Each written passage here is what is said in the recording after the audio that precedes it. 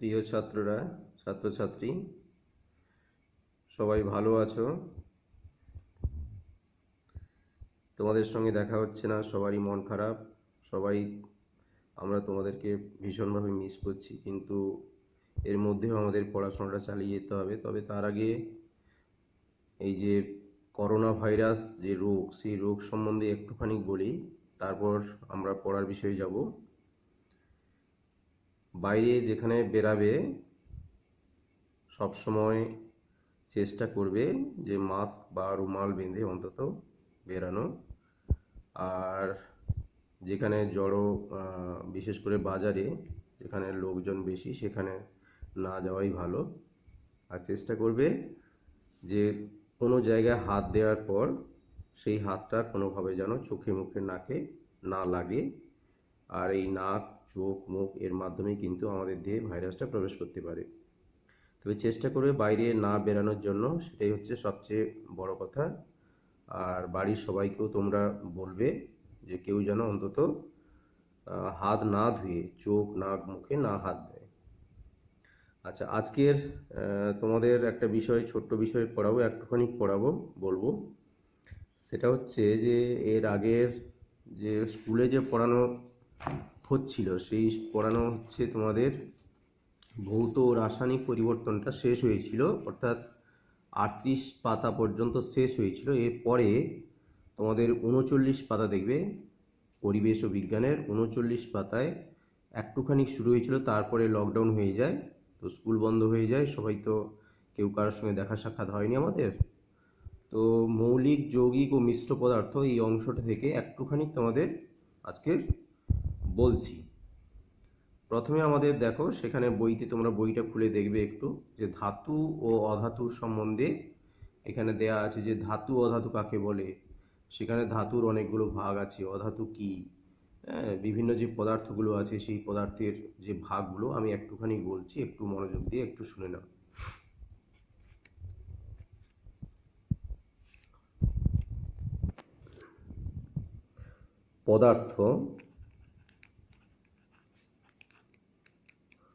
পদার্থকে আমরা প্রধানত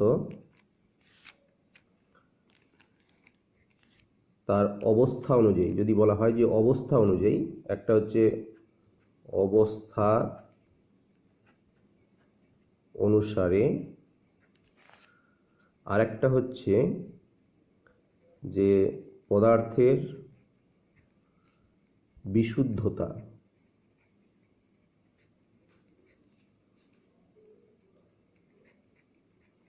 অনুসারে। এখন অবস্থা অনুসারে আমরা এর আগে তোমাদেরকে বলেছি, ক্লাস 5-এ একটুখানি বলেছিলাম, শিক্ষক প্রথমে বলেছি যে পদার্থের অবস্থা অনুযায়ী 3টা ভাগে ভাগ করা হচ্ছে। একটা হচ্ছে কি, একটা হচ্ছে কঠিন পদার্থ। কঠিন পদার্থ। 2 কি না, 2 হচ্ছে তরল পদার্থ। আর 3 হচ্ছে গ্যাসীয় পদার্থ।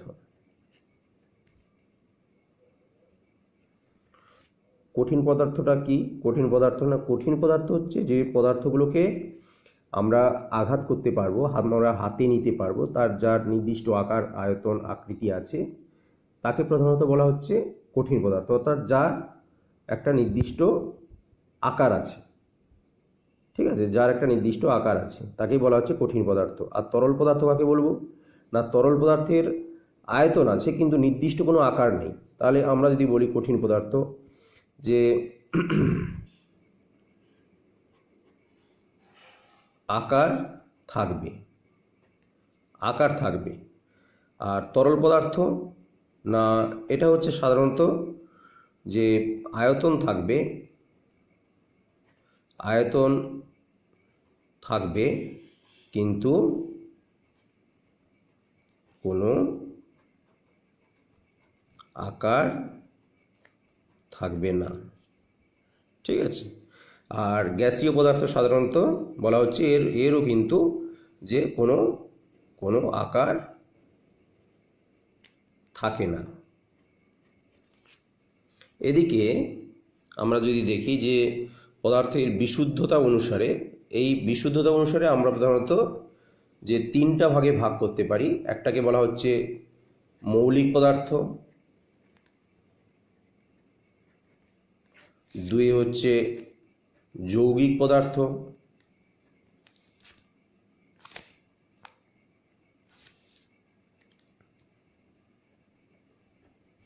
আর তিনে হচ্ছে মিশ্র পদার্থ। মিশ্র পদার্থ তো আমরা সাধারণত এই যে মৌলিক পদার্থ, এই মৌলিক পদার্থ প্রথম আমাদের এই পৃথিবীতে এদের সংখ্যা খুবই সীমিত সংখ্যা। মোটামুটি আজ পর্যন্ত 108খানা মৌলিক পদার্থ আমাদের মোটামুটি পৃথিবীতে পাওয়া গেছে। তো ধীরে ধীরে বিভিন্ন বিজ্ঞানী, রসায়নবিদ বিভিন্নভাবে বিভিন্ন ধরনের মৌলিক পদার্থ আবিষ্কার করছেন, নতুন নতুন যুক্ত হয়ে যাচ্ছে। তো যাই হোক, তো মৌলিক পদার্থের সংখ্যা কিন্তু সীমিত। এখন এই মৌলিক পদার্থগুলো বিভিন্ন পদার্থ যুক্ত হয়ে কিন্তু তৈরি করবে যৌগিক পদার্থ। আমরা সেটা পরে আসব। আগে জেনে নিই যে এই মৌলিক পদার্থকে আমরা আবার প্রধানত দুটো ভাগে ভাগ করতে পারি। প্রধানত দুটো ভাগে ভাগ করতে পারি। একটা হচ্ছে কি না ধাতু, আর একটা হচ্ছে অধাতু। এবার বলি যে ধাতু কাকে বলবো। না, ধাতু সাধারণত কয়েকটা বিশেষ বৈশিষ্ট্য আছে। বৈশিষ্ট্যগুলো কি না, এক নম্বর বৈশিষ্ট্য হচ্ছে আঘাত করলে ধাতব শব্দ উৎপন্ন হয়। দুই হচ্ছে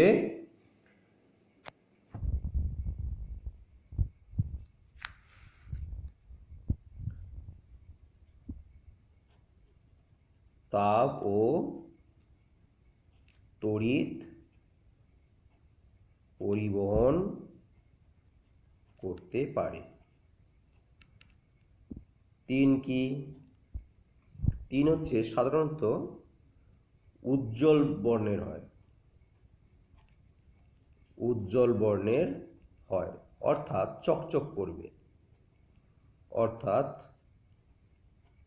চকচক করে। 4 নম্বর হচ্ছে যে ধাতুকে পিটিয়ে পাতলা পাতে পরিণত করা যায়। এছাড়া 5 নম্বর হচ্ছে ধাতু সাধারণত অক্সিজেনের সঙ্গে বিক্রিয়া রাসায়নিক বিক্রিয়া করতে পারে। তাহলে অক্সিজেনের সঙ্গে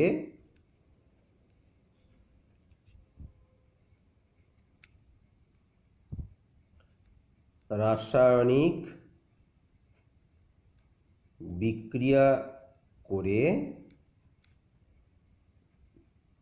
ধাতব অক্সাইড উৎপন্ন করে। তাহলে এগুলো হচ্ছে প্রধানত ধাতুর বৈশিষ্ট্য। তাহলে ধাতুর বৈশিষ্ট্যগুলো আরেকবার বলে দিই যে আঘাত করলে ধাতব শব্দ উৎপন্ন হয়, 1 নম্বর। 2 নম্বর কি না, 2 নম্বর হচ্ছে তাপ ও তড়িতের সুপরিবাহী, অর্থাৎ তাপ ও তড়িৎ পরিবহন করতে পারে।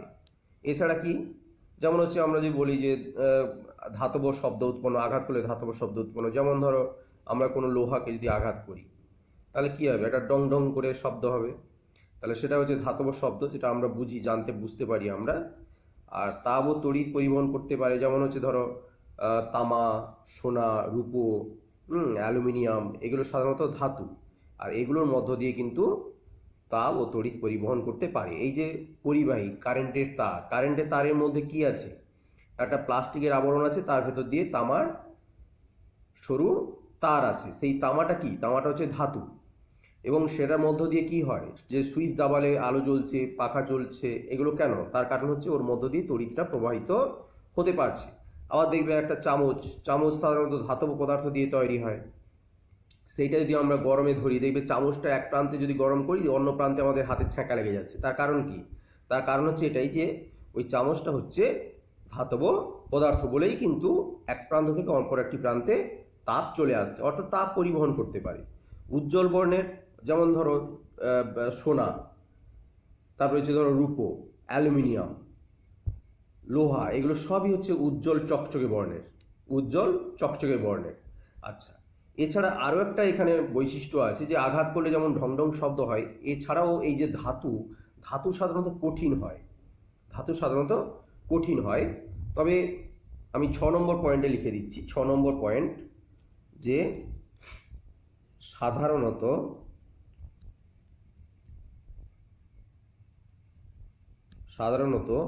কঠিন হয়। ব্যতিক্রম কি না, ব্যতিক্রম হচ্ছে পারদ। পারদ একটা ধাতু, কিন্তু পারদটা হচ্ছে তরল পদার্থ, পারদটা হচ্ছে ধাতু কিন্তু পারদটা হচ্ছে তরল পদার্থ। তাহলে এখন আমরা যেটা বলছিলাম যে উজ্জ্বল চকচকে হবে। এছাড়া কি ধাতুকে পিটিয়ে, যেমন ধরো সোনা, রূপো, অ্যালুমিনিয়াম, লোহা, এগুলোকে দেখবে পিটিয়ে, গরম করে পিটিয়ে অনেক পাতলা পাতে পরিণত করা যায়। এটা সহজে ভঙ্গুর নয়, যার জন্য এটাকে পাতলা পাতে পরিণত করা যাবে। আর অক্সিজেনের সঙ্গে রাসায়নিক বিক্রিয়া করে কেমন, যেমন হচ্ছে লোহা অক্সিজেনের সঙ্গে রাসায়নিক বিক্রিয়া করতে পারে, অ্যালুমিনিয়াম করতে পারে, তামা করতে পারে, তাহলে ম্যাগনেসিয়াম করতে পারে, ক্রোমিয়াম করতে পারে, নিকেল করতে পারে, এগুলো সবই হচ্ছে ধাতু। তাহলে এইগুলো অক্সিজেনের সঙ্গে রাসায়নিক বিক্রিয়া করতে পারে। উল্টো দিকে যদি আমরা অধাতু বলি, তাহলে অধাতু কিন্তু এর বিপরীত, সম্পূর্ণ বিপরীত ধরনের। অধাতু হচ্ছে সম্পূর্ণ বিপরীত ধরনের। যেমন 1 নম্বরে যদি এর উল্টো দিকে আমরা যদি একটা দেখি যে অধাতুর যে বৈশিষ্ট্যগুলো যদি দেখি, 1 নম্বরে কি না, 1 নম্বরে যদি বলি আমরা যে এখানে দেখি আমরা আঘাত করলে যেমন শব্দ হচ্ছে ধাতুর ক্ষেত্রে, এখানে কিন্তু শব্দ উৎপন্ন হবে না। তাহলে আঘাত করলে কোনো ধাতব শব্দ, আঘাত করলে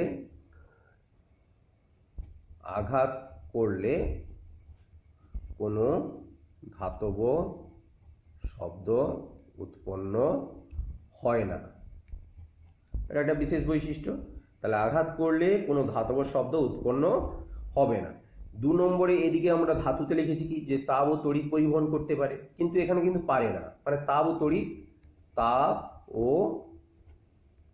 তড়িৎ পরিবহন করে না। ব্যতিক্রম আছে, ব্যতিক্রম কি না, ব্যতিক্রম হচ্ছে গ্রাফাইট। এই গ্রাফাইটটা সাধারণত অধাতু হলেও এটা কিন্তু তাপ ও তড়িৎ পরিবহন করতে পারে। 3 নম্বরে আমরা এখানে বলেছিলাম যে উজ্জ্বল ধাতুর ক্ষেত্রে বলেছিলাম যে উজ্জ্বল বর্ণের হয়, অর্থাৎ এটা হচ্ছে চকচকে। 3 নম্বর, এটা হচ্ছে সাধারণত অনুজ্জ্বল। তাহলে অধাতুটা সাধারণত কি, অনুজ্জ্বল। তবে কোনো কোনো বিশেষ অধাতব তরল পাওয়া যায়, যেমন হচ্ছে ব্রোমিন। এই ব্রোমিনটা সাধারণত অনেক সময় চকচকে হয়ে থাকে, উজ্জ্বল চকচকে তরল পদার্থ, অধাতু হয়ে থাকে। এছাড়া দেখো 4-এ আমরা বলেছি কি না, ধাতুকে পিটিয়ে, আমরা 4 নম্বরে বলেছি যে ধাতুকে পিটিয়ে পাতলা পাতে পরিণত করা যায়। এখানে অধাতুকে কিন্তু 4 নম্বর হচ্ছে অধাতুকে কিন্তু পাতলা পাতে পরিণত করা যায় না। অধাতুকে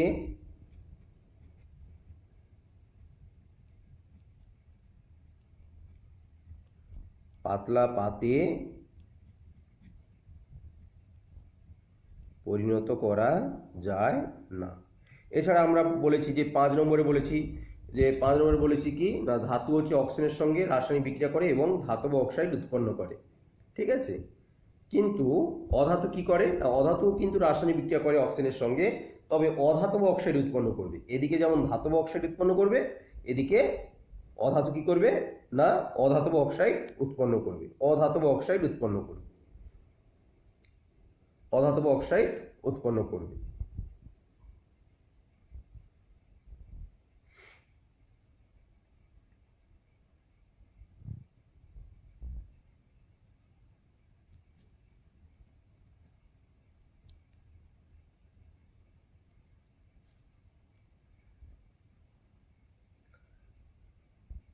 আর 6 নম্বরে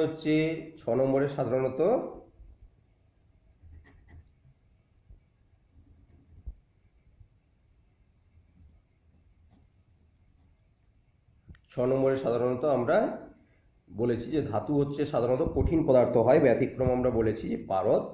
কিন্তু অধাতু সাধারণত কি হতে পারে, কঠিন হতে পারে, তরল হতে পারে, গ্যাস হতে পারে, 3 ধরনের হতে পারে। পদার্থে যে 3 ধরনের অবস্থার কথা বলেছি আমরা প্রথমেই বলেছি যে তিন ধরনের অবস্থার কথা বলেছি কি না, কঠিন পদার্থ, তরল পদার্থ ও গ্যাসীয় পদার্থ বলেছি। ঠিক একইভাবে অধাতুও তিন ধরনের অবস্থা হতে পারে, কঠিন হতে পারে, তরল হতে পারে এবং গ্যাস হতে পারে। তাহলে এখানে আমরা আরেকটু দেখে নিই কী কী আমরা আজকের দেখলাম পড়লাম। যে এখানে আমরা পদার্থের যে অবস্থা, সেই অবস্থা হচ্ছে প্রধানত পদার্থের অবস্থা অনুসারে তিনটা ভাগে ভাগ করছি: কঠিন পদার্থ, তরল পদার্থ এবং গ্যাসীয় পদার্থ। কঠিন পদার্থ সাধারণত আমরা অনুভব করতে পারবো, অর্থাৎ হাতে নিতে পারবো, যার নির্দিষ্ট আকার আছে, আয়তন আছে, তাই না, তাকে বলা হচ্ছে কঠিন পদার্থ। আর তরল পদার্থ সাধারণত আয়তন থাকবে কিন্তু নির্দিষ্ট কোনো আকার থাকবে না। ঠিক একইভাবে গ্যাসীয় পদার্থেও কিন্তু সাধারণত আয়তন থাকে কিন্তু নির্দিষ্ট কোনো আকার থাকে না। যে পাত্রে আমরা রাখবো সেই পাত্রের আকার আয়তন ধারণ করবে। আর পদার্থের যে বিশুদ্ধতা অনুযায়ী আমরা তিনটা ভাগে ভাগ করছি: একটা হচ্ছে যৌগিক মৌলিক পদার্থ, যৌগিক পদার্থ এবং মিশ্র পদার্থ। আর এদিকে মৌলিক পদার্থের আমরা দুটো ভাগে ভাগ করেছি, একটা হচ্ছে ধাতু আর একটা হচ্ছে অধাতু। এখানে ধাতুর যে বৈশিষ্ট্যগুলো বললাম, একটা হচ্ছে ধাতুকে আঘাত করলে ধাতব শব্দ উৎপন্ন হচ্ছে, কিন্তু অধাতুকে আঘাত করলে ধাতব শব্দ উৎপন্ন হবে না। এখানে বলছি যে 2 নম্বরে বলেছি আমরা, 2 নম্বরে কি বলেছি, যে তাপ ও তড়িৎ পরিবহন করতে পারে।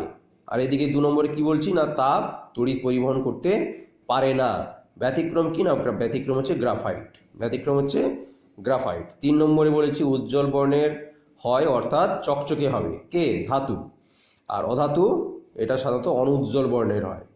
এদিকে ধাতুর মধ্যে দেখছি আমরা, ধাতুকে আমরা পিটিয়ে গরম করে হোক বা এমনি হোক, ঠান্ডা অবস্থায় হোক, পিটিয়ে আমরা পাতলা পাতে পরিণত করতে পারবো, তাই না, পাতলা পাতে পরিণত করতে পারবো, করা যাবে। কিন্তু অধাতুকে কিন্তু সাধারণত ভঙ্গুর হয় অধাতুর, তাই আমরা পাতলা পাতে পরিণত করতে পারবো না।